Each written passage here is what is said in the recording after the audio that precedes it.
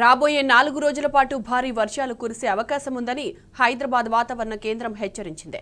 ఉత్తర తమిళనాడు పరిసర ప్రాంతాలను ఆనుకుని ఉన్న ఉపరితల ఆవర్తనం దక్షిణ కోస్తాంధ్ర మీదుగా సగటున సముద్ర మట్టానికి 1.5 కిలోమీటర్ల ఎత్తులో ఉంది. అటు ద్రోణి రాయలసీమ తమిళనాడు మీదుగా కొమరెన్ ప్రాంతం వరకు సముద్ర మట్టానికి 0.9 కిలోమీటర్ల ఎత్తులో కేంద్రీకృతమైంది.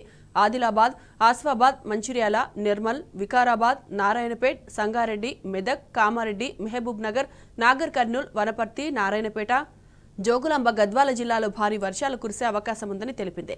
అలాగే జగిత్యాల, యాదాద్రి భువనగిరి, రంగారెడ్డి, హైదరాబాద్, మేడ్చల్, మల్కాజ్గిరి, నాగర్ కర్నూల్ జిల్లాతో పాటు పలుచోట్ల ఉరుములు, మెరుపులు గంటకు 30 నుంచి 40 కిలోమీటర్ల వేగంతో గాలులు వీస్తాయని చెప్పింది. వాతావరణ కేంద్రం ఆయా జిల్లాలకు ఎల్లో అలర్ట్ జారీ చేసింది.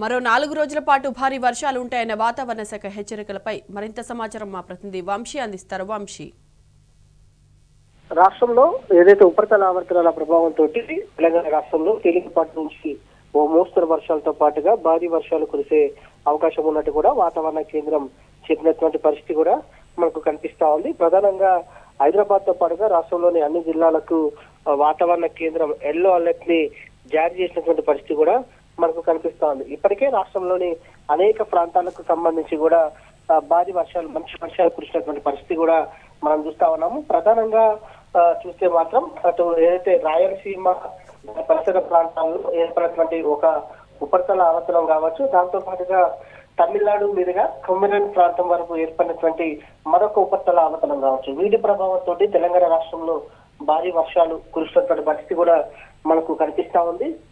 ప్రధానంగా ఈ రోజు రేపు తెలంగాణ రాష్ట్రానికి ఎల్లో అలర్ట్ ఇచ్చినా కూడా ఎల్లుండి నుంచి తెలంగాణ రాష్ట్రంలో మరింత ఆరెంజ్ అలర్ట్, రెడ్ అలర్ట్ వచ్చే అవకాశం ఉన్నట్టు కూడా వాతావరణ కేంద్రం చెప్పడం జరిగింది. దీనికి ప్రధాన కారణం ఏంటంటే మరొక ఉపరితల ఆవర్తనం తెలంగాణ మీదుగా ఏర్పడే అవకాశం ఉన్నట్టు కూడా వాతావరణ కేంద్రం చెప్పినటువంటి నేపథ్యంలో రానున్నటువంటి రోజులు మాత్రం భారీ వర్షాలు కురిసే అవకాశం ఉందని మాత్రం మనం చాలా స్పష్టంగా చెప్పుకోవచ్చు.